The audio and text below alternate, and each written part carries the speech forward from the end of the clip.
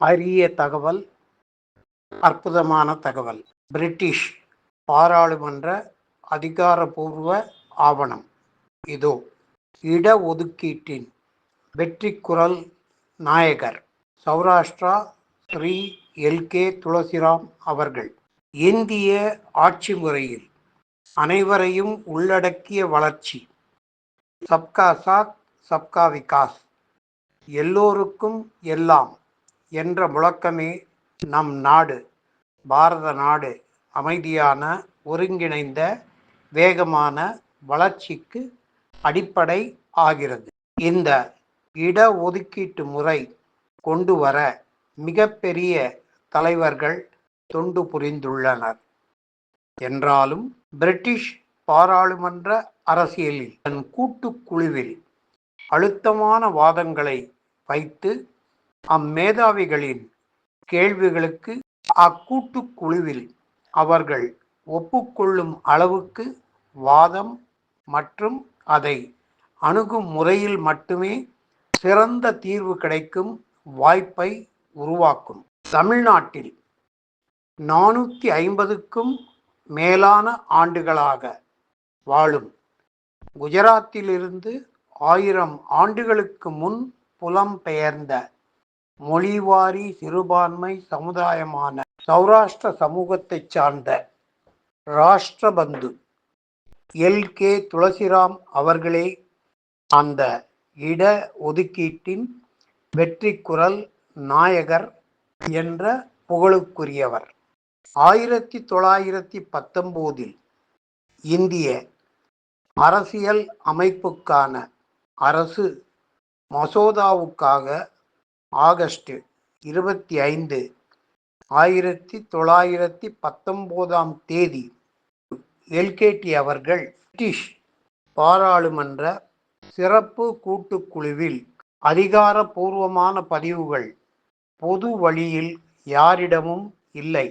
நம் பெருமைக்குரிய அதிக விருது பெற்ற நூற்றாண்டை நெருங்கும் பத்திரிகையாளர், நூலாசிரியர் வி.என். சாமி அவர்கள் கேட்டுக்கொண்டதன் பேரில் House of Lords and House of Commons, British பிரபுகள் மற்றும் சாமானியர்கள் சபை என்ற பிரிட்டிஷ் பாராளுமன்றத்திற்கு ஜூலை 14, 2025 கடிதம் எழுதி அவர்கள் ஜூலை 22, 2025 பதில் அனுப்பியதில் எல்.கே.டி. வாதங்களை வைத்தது உண்மை என்றும், இந்திய அரசு மசோதா உருவான அந்த சிறப்பு குழுவின் முழு ரிப்போர்ட்டின் இணைய தொடர்பை அனுப்பி வைத்தனர்.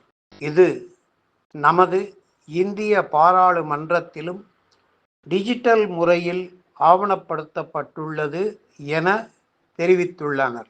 எல்.கே.டி. அவர்களின் வாதம் யாரும் ஏற்றுக்கொள்ளக்கூடிய தரவுகள், ஆங்கில படிப்பு, பட்டப்படிப்பு, சட்டப்படிப்பு, நீதித்துறை பணிகள், அதன் அழுத்தமான சிறப்புகள், இட ஒதுக்கீடு தராமல் எந்த அரசியல் அமைப்பும் பிரிட்டிஷ் ஏற்படுத்துவது எந்த பிரயோஜனமும் இல்லை போன்ற மிக துணிச்சலான வாதங்கள். கம்யூனல் ரெப்ரசன்டேஷன் என சிறப்பு இயல்புகளை ஆங்கில கட்டுரை விளக்குகிறது.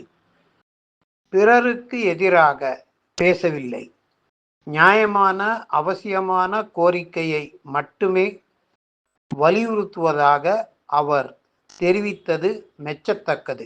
இதன் மூலமே 1921 ஆண்டும் அரசியல் அமைப்பில் முதலாக பிரிட்டிஷ் அரசுக்கு உட்பட்ட மதராஸ் அரசு செப்டம்பர் 16, 1921 தேதியிட்ட அரசு ஆணை 613/613 கம்யூனல் ஜீவோ என உலக அளவில் பிரசித்தி பெற்ற ஆணை பிறப்பிக்கப்பட்டது என்பது மிகச் சிறப்பான தகவல், அதிகாரப்பூர்வமான தகவல்.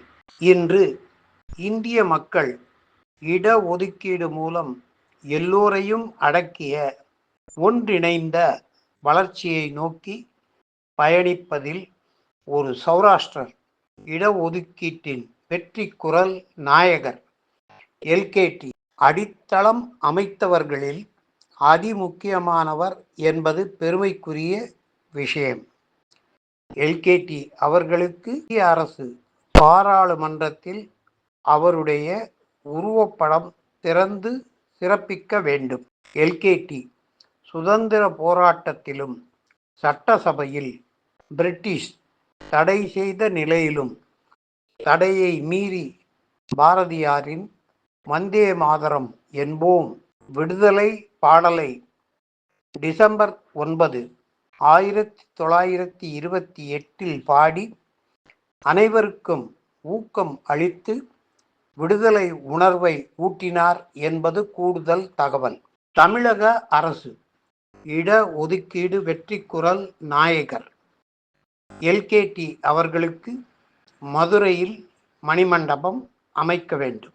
நம் மதிய உணவு திட்டத்தை 1911 மதுரை சௌராஷ்டிரா மேல்நிலை பள்ளியில் துவக்கியதில் மூலநாயகரும் பின்னர் 1954 முதல்வர் காமராஜ் அவர்கள் அதை பார்த்தே மதிய உணவு திட்டத்தை அறிமுகப்படுத்தினார் என்பதும் முனிசிபல் நிர்வாகத்தில் புகழ் பெற்றவருமாக எல்கேடி திகழ்ந்தார் என்பது கூடுதல் தகவல். சௌராஷ்டிரா அமைப்புகள் அனைவரும் ஒற்றுமையாக இதற்கு குரல் தர வேண்டும். இது நம் சமூக அரசியல் அதிகார பங்கீட்டில் முக்கிய இடம் வகிக்க வல்லது. இடஒதுக்கீடு, மதிய உணவு திட்டம், நாட்டு விடுதலை போராட்டம் என அனைத்திலும் முன்னோடியாக சௌராஷ்டிரா சமூகம் சிறப்பான பணி ஆற்றியுள்ளது. நமஸ்கார். நாகேஸ்வரன் சோமி, MD, இட்காட், வியூக ஆலோசகர், சென்னை.